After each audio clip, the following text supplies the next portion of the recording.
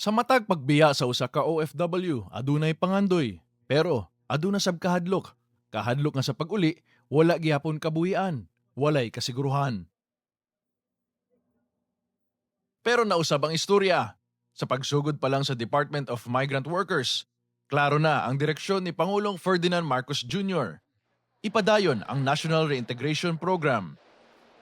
Mao kini ang one-stop shop reintegration. Aron sa pag-uli sa atong mga OFW, aduna sila'y diretso nga maduulan para sa trabaho, negosyo o bagong sinugdanan. Sa ilang pagpauli, dapat kumplito ang tabang og suporta. Dili kay nagkabulag-bulag ang mga ahensya sa gobyerno, kundili nagtinabangay. Gikan sa mga training para sa pagpangita og trabaho ug pagnegosyo, giablihan ang mga oportunidad. Nga kaniadto sa ubang nasudra makapangitaan. Last week, personal nga gibisita sa Pangulo ang laing-laing training nga ginahatag sa DMW. Sama sa negosyo sa soap making sa Laguna.